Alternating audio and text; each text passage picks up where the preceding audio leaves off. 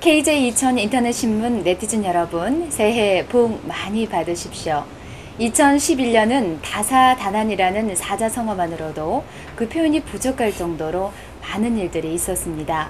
정치권 역시 많은 변화가 있었는데요. 2012년은 새로운 변화와 희망이 함께하는 그런 해가 됐으면 하는 바람입니다. KJ 2000 인터넷 신문 정치인과 함께하는 시간이죠.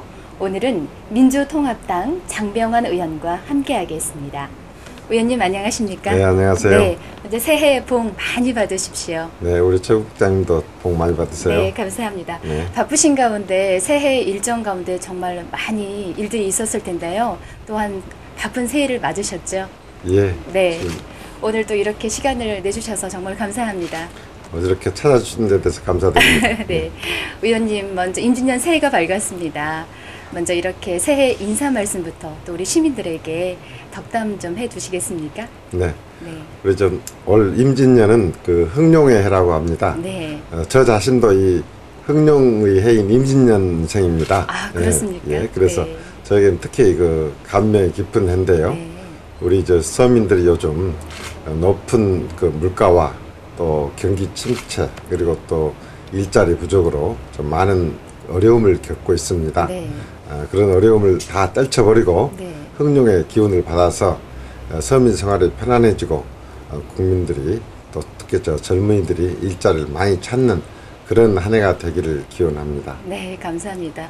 올해 또 의원님이 용띠해 특별한 예, 해인 만큼 그렇습니다. 좋은 일들이 더 많이 있으리라 생각이 됩니다. 네, 감사합니다. 네, 지난 12월이죠. 예. 민주당과 시민통합당, 한국노동조합이 이 새롭게 민주통합당으로 출범을 했는데요. 네. 또한 시민들의 거기에 대한 기대가 참 많습니다. 이번 통합으로 인해서 정말 의원님이 생각하시는 이번 다가올 총선과 대선에서 어느 정도 힘을 발휘할 수 있을 것으로 생각하고 계시는지요? 네. 그동안 이제 정치권에서의 그 화두가 네. 사실 지난번 우리가 대통령을 좀 잘 못 뽑아가지고 지금 뭐 모든 면에서 국민들이 굉장히 지금 어려움을 겪고 있고 국가 전체적으로도 민주주의가 또 후퇴되고 네. 여러 가지 지금 어떤 면에서는 공안 정국이 진행되고 있는 부분에 대해서 사실 어려움을 겪고 있습니다. 이런 시기에 금년에 있는 4월 달에 총선과 12월 달에 대선에서 승리하기 위해서는 네. 한나라당과 통합 야당의 그 단일 구도가 1대1 구도가 형성이 되어야 확실한 총선에서의 승리 그리고 정권 교체를 보장할 수 있다고 생각을 합니다. 네. 그렇기 때문에 이 야권의 단일화는 종전부터의 수건이었지만 네. 비록 민주통합당과 통합진보당으로 이원하는 데 있습니다만은 이렇게 민주당을 중심으로 한 또 시민사회 또 그리고 혁신과 통합 네. 그리고 한국노총 이런 쪽이 이렇게 우리 민주통합당으로 하나로 합쳐진 만큼 우리 민주당이 역시 이런 그 야권의 중심이 되어서 확실하게 4월 총선에서 승리하고 네. 대선에서의 정권 교체를 이룰 수 있는 그런 체제가 완성됐다고 했습니다. 다만 아직 물리적인 통합은 되었지만 네. 화학적인 통합은 되지 않았기 때문에 그 부분에서는 좀 더 화학적 통합을 이룰 수 있는 그런 우리 협조 체제와 또 지도 체제를 갖추는 것이 하는 과제라고 하겠습니다. 그렇죠. 아무래도 바람직한 통합으로 가는 게 가장 큰 중점 사안이라고 생각합니다. 그렇습니다. 네네. 네네. 오는 15일이죠. 민주통합당이 그 네. 당 대표를 선출하게 됐는데요. 네. 진정한 통합도 이루고 또 이 바람직한 민주통합당의 길이 무엇인지 그 역할이 정말 중요할 텐데 어떤 분이 당 대표가 되었으면 하시나요? 예. 네. 방금 말씀을 잠깐 드렸습니다만은 네. 우리 과거 민주당이 네. 통합 전의 그 민주당이 조금 연세가 많으신 분들을 중심으로 당원이 구성이 되어 있었던 점이 좀 그 아쉬운 부분이 있었습니다. 그런데 우리 잘 아시다시피 지금 2040 세대가 지금 다가오는 총선과 대선에서는 굉장히 중요한 의미를 가지지 않습니까? 네, 그렇기 때문에 제1차적으로 우리 민주통합당의 대표 그리고 지도부는 이러한 그 젊은 세대 2040 세대와 잘 소통할 수 있는 능력을 가지신 분, 능력이라거나 하여간 그 성향이 그러신 분. 왜냐하면 지난번 그 우리 MB 그 대통령의 가장 큰 문제점이 국민의 목소리를 들으려고 하지 않고 본인의 생각만 일방적으로 전달하는 정말 소통의 부재가 가장 큰 문제점으로 지적됐거든요. 그렇기 때문에 이제는 소통은 국민 전체로 다 소통이 잘 돼야겠지만 특히 이 2040으로 대변되는 젊은 세대와의 소통이 원활하게 잘 할 수 있는 그런 분이 대표가 되었다고 생각하고요. 두 번째로 아까 말씀드린 대로 가장 이제 여러 가지 민주 세력들이 민주 진보 세력들이 우리 민주당으로 해서 이제 통합을 이뤘지만 아직 화합적 통합은 이루지 못한 단계이기 때문에 이제 4월 총선 이전에 각각 개성이 강한 재정파를 하나로 그 묶어내는 역량이 있는 통합의 리더십을 통합 내지는 화합의 리더십을 갖춘 분. 이 두 가지 소통과 이 화합 이 부분이 가장 중요한 그 우리 당 대표의 덕목이 아닐까 싶습니다. 네. 그런 분이 선출돼야죠. 네, 분명 소통과 화합으로 하나가 되는 그런 리더십을 잘 이끌 수 있는 분이 그렇습니다. 분명히 나올 수 있을 거라 그런 생각을 해봅니다. 의원님이 그 민주통합당 최고 예산 전문가로 그 면모를 확실히 보여주고 있다는 기사를 봤습니다. 축하드립니다. 네, 특히 광주시와 관련해서요 예산 국회 증액 규모가 최고 수준이라고 들었는데요. 가장 심혈을 기울이시고 또 어렵게 예산안을 확보하신 부분은 어떤 것들이 있을까요? 네, 또 지난 3년간은 이 MB 정부가 일방적으로 날치기에서 예산을 통과시켰기 때문에 그 과정에서 아무래도 야당 지역인 우리 광주의 예산을 확보하는데 많은 어려움이 있었던 건 사실입니다.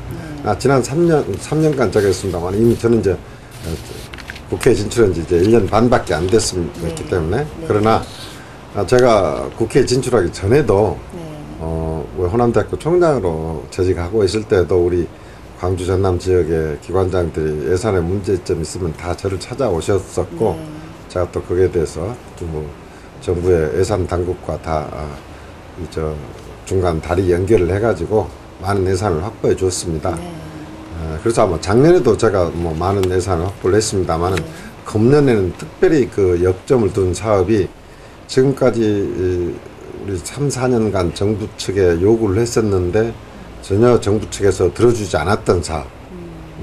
특히 예를 들어서 말씀드리면 이번에 우리 아시아문화 전당이 완공되고 나서 가장 시급한 이게 요구되고 그리고 가장 중요한 기능을 해야 할 사업이 문화기술연구원, CP연구원 그 설립입니다. 이것을 3년 동안 이 정부에 계속 요구했는데도 전혀 들은 채도 안 했었거든요. 제가 그래서 작년에 국회에 진출해서 보니까 이 부분은 그냥 말로만 해서는 안 되고 법을 만들어서 확실하게 정부 측에 요구해야만이 실질적으로 확실하게 뒷받침이 되겠다고 생각을 해서 제가 1년 전에 문화산업진흥기본법 그 개정안을 발의해서 이 연구원 설립 근거를 마련했습니다. 그게 이제 1년 동안 문방위와 쭉 이렇게 그다음에 여타 지역에서는 또 우리 광주에 그 문화기술연구원 설립하는 것을 상당히 반대하는 부분들이 많이 있었거든요. 수도권이라거나 영남권에서는 만약에 연구원이 여기에 설립되면 필요한 연구를 하고 여기에서 지원을 받아가기 위해서 이쪽으로 또 내려와야 하니까 아무래도 우리 광주에 설립되는 것을 좀 싫어하죠.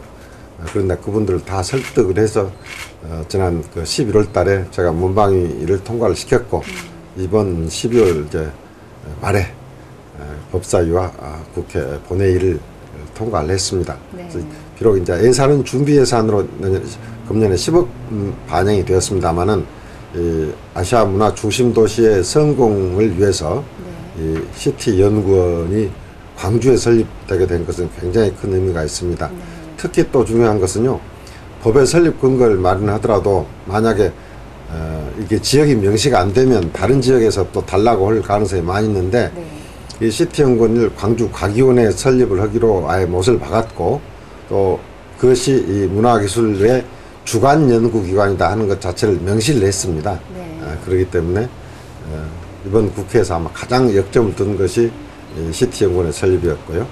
그 다음으로는 우리가 좀 그 아시아문화전당이 아직 2014년에 개관하기 위해서 예산을 많이 따야 하기 때문에 아시아문화전당 조성 사업비의 증액, 그리고 2015년 유대회 우리가 차질 없이 시행을 하기 위해서는 여러 가지 지금 체육 시설들을 확충하고 부족한 인프라를 이렇게 개선을 해야 하는데, 거기에 필요한 여러 가지 시설비 예산 같은 것을 정부에서 턱없이 부족하게 작정을 했기 때문에 거기에 대해서 또 한 약 300억 가까이 또 증액을 시켜가지고 좀 차질 없이 준비되도록 하고, 우리 또 남구 지역의 주민들이 불편하게 생각하시는 여러 가지 사업들이 있습니다.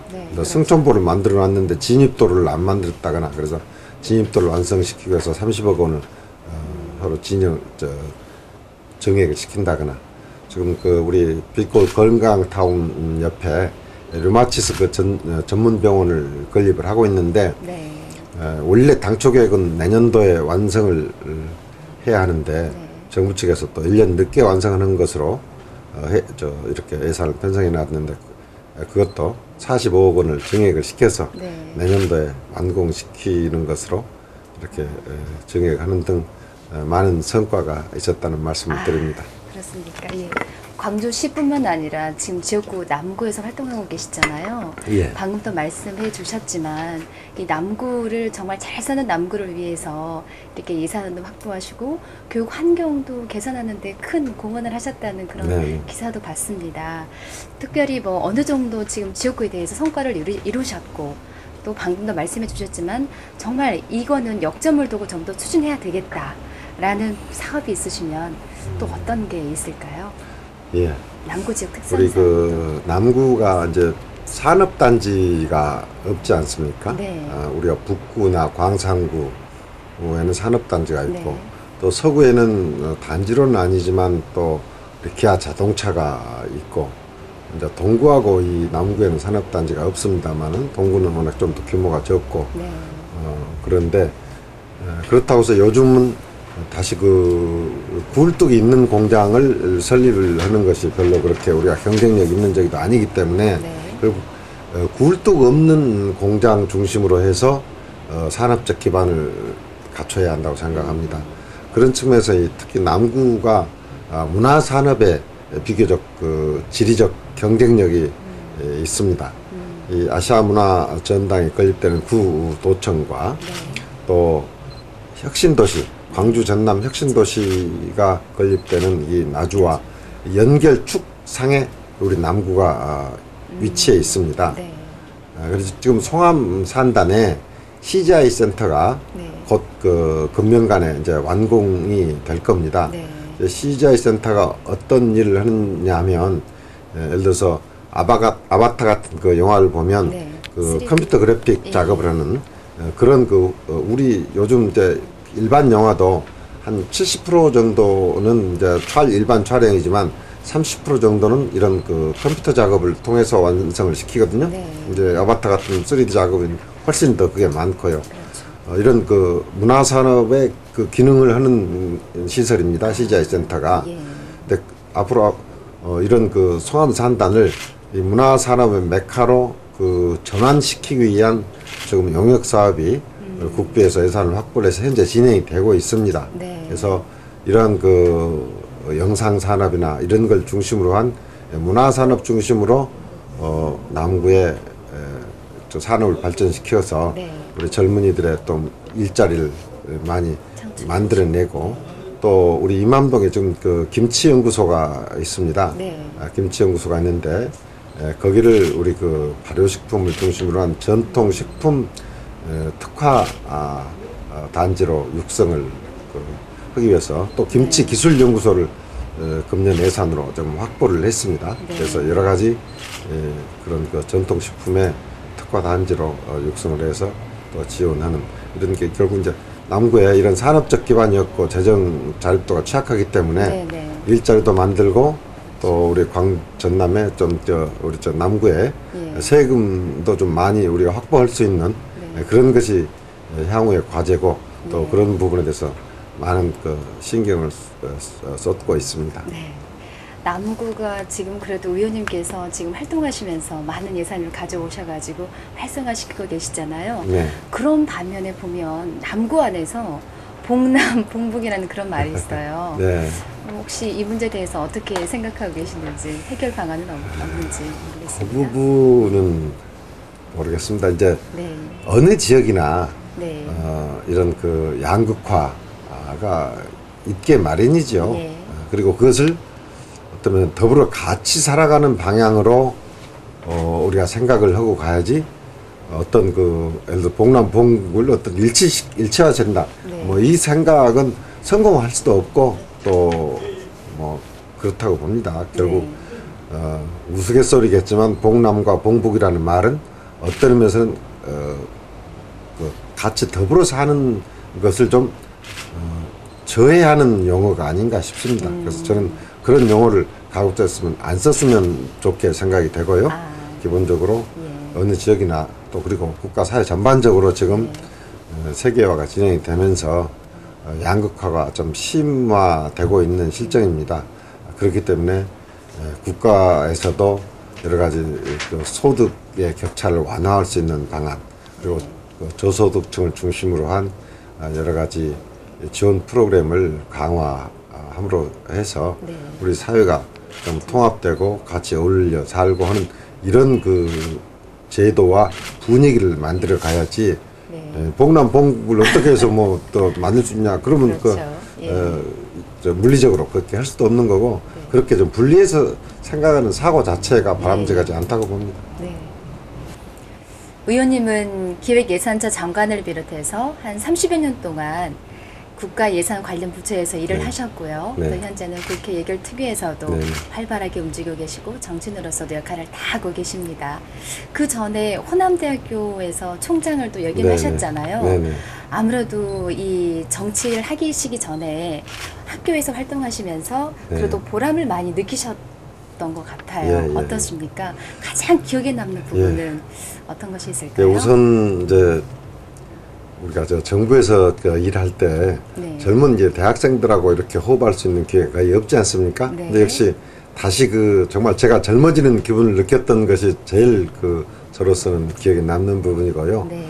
또 이제 지역에 소재하고 있는 저희 그 우리 그 제가 근무했던 호남대학교의 발전을 위해서 지금 이제 정부에서는 거의 대부분 정부에서 지원하는 것을 공모를 통해서 선정을 합니다. 네. 예를 들어서 교육 역량 강화 사업이라거나 산학 협력 중심대학교의 선정이라거나 그리고 이런 것들 공모를 해서 선정하는데 제가 말하자면 시험 문제를 잘 알면 답을 잘 쓸 수 있지 않습니까? 네. 그래서 그런 것을 철저히 준비를 해서 선정이 됐고 특히 기억에 남는 것은 IT 스퀘어라고 해서 전국에 호남대학교밖에 없는 시설이 있습니다. 약 네. 220억 원이 투입이 돼서 완공된 시설인데 우리 그 IT 분야 네. 우리 광주가 지금 광산업에 있어서는 가장 또 경쟁력이 있는 지역이지 않습니까? 네. 이런 IT의 역사와 이런 것을 우리 학생들에게 조기에 좀 교육시키기 위해서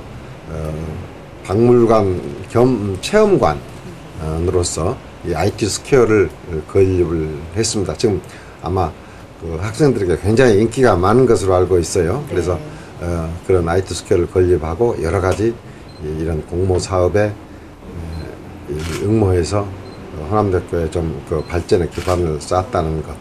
또 그리고 특히 우리 그 지역에 소재한 대학의 학생들이 좀 자신감이 좀 부족한 부분이 좀 많이 느껴지더라고요. 네. 그래서 저희 학생들에게 이제 자신감을 가지고 모든 그 사회 생활을 하고 본인의 미래의 꿈을 좀 펼쳐 나가도록 자신감을 좀 뭐랄까 길러준 부분 네. 그런 부분이 좀 보람이 있었다고 생각합니다. 네, 아무래도 인재 양성에 가장 중요하겠죠. 예. 지난해 11월이죠. 장병환의 나라 살림 이야기라는 책도 출간을 하셨고 또 출판 기념회도 성황리에 마치셨습니다. 책에 대한 내용을 잠깐 해주시겠습니까? 네. 네. 지금 주로 이제 제 그 자전적 그 성격의 책입니다만은 제가 특히 그 공직 생활을 해 오면서 실제 있었던 일들을 중심으로 해서 또 독자들이 그 국가가 어떻게 움직이는가 하는 것에 대한 좀 감을 잡을 수 있는 또 그리고 우리가 국민들이 내는 세금으로 나라가 움직여지지 않습니까? 그리고 내가 내는 세금이 어떻게 쓰이고 쓰이는 데 있어서 의사결정 과정이 어떤 문제가 있구나 하는 결국 세금에 관해서는 국민이 최종 결재권자다 네. 하는 그 내용을 중심으로 책이 쓰여져 있고요. 또 개인적으로는 제가 어떤 그 마음을 가지고 쭉 그 성장을 하고 공직 생활을 했었는가 네. 하는 것들을 그 에피소드와 실제 사례를 중심으로 해서 엮어낸 책입니다. 네, 그렇군요. 그때 출판 기념회 때 보니까요, 사모님과 나란히 앉아 계신 모습이 네. 정말 다정스럽게 보였습니다. 네. 사모님은 어떻게 해서 이렇게 만나게 되셨는지요? 예, 그 집사람하고 저는 지금 대학 같은 동기입니다. 네. 71학번 동기인데 네. 대학 그 3학년 때 예. 축제 파트너로 소개를 받아가지고 네. 처음 만났습니다. 그리고 그 뒤로 한 그러셨군요. 6년간의 연애 끝에 네. 결혼을 했죠. 예. 그럼 의원님은 그 학창 시절 어떤 학생이셨을까요? 흔히 그 이야기하는 학창 시절은 네. 좀 범생이었습니다. 네. 학교하고 뭐 집하고 도서관만 그 왔다 갔다 하는 좀 범생이었는데 네. 다만 제가 그렇다고 해서 아주 그쪽으로만 완전히 치우쳤던 것은 아니고 네. 소위 말해서 요즘 일진과 같은 그 학생들의 그 조직이 네. 저희들 학교 다닐 때도 있었습니다. 네. 이제 의외로 또 그런 애들하고도 개별적으로는 물론 친했습니다. 물론 저희 다닐 때는 다녔던 광주 제1고등학교라고 하는 곳이 워낙 사실 제일 그 모범적인 그 학교고 그때는 전부 다 시험을 봐서 들어갔던 예. 제일 우수했던 학교이기 때문에 네. 그곳에서 그 소위 말해서 이런 그 학내 서클이 있었다 하더라도 네. 그 학생도 기본적으로 굉장히 우수한 또 예. 성적을 가지고 입학을 한 사람들이기 때문에 네.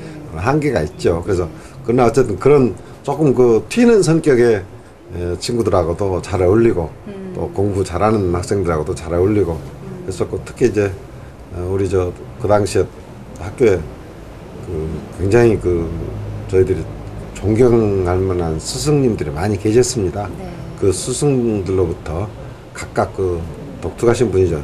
아주 성격상 그 어떤 자비롭고 인자로운 성격을 배워야 할 분, 네. 또 남자로서의 기계를 배워야 할 분, 네. 그리고 어떤 그 역사가 무엇인가 하는 것에 대한 안목을 길러주신 분들, 네. 또 사나이로서의 멋을부터 이렇게 일깨우신 분들, 아주 다양한 선생님들이 계셨는데 그분들 한 분 한 분들하고 제가 이렇게 자주 이렇게 뵙고 지내면서 아주 좋은 그 뭐랄까 고등학교 생활을 보냈고요. 대학에서는 우리가 이제 흔히 그 학생 운동을 많이 했던 세대고 그러기 때문에 그때 누구나 마찬가지로 그런 학생 운동 분위기에서 학창 생활을 지냈었습니다. 네. 좋은 스승님을 만나서 또 좋은 영향력을 그렇습- 받고 예, 또 그렇습니다. 지금도 이렇게 예. 국회의원으로서도 많은 또 국민들에게 좋은 영향력을 또 이렇게 나눠주고 계시잖아요. 네. 앞으로도 좋은 활동 기대하겠습니다. 의원님께서 이렇게 정말 사회에서도 활발하게 움직여 계시고 좋은 모습을 이렇게 하고 계시는데요. 네. 가정에서는 어떤 아버지 역할을 하고 계신지요? 그 부분이 제가 사실은 네. 가장 그 뭐랄까 가슴 아픈 부분입니다. 지금도 마찬가지입니다만은 이 나라 살림을 다루는 그 예산부서라는 것이 아마 대한민국 그 공직 그 중에서도 가장 바쁜 것이 아닐까 생각됩니다.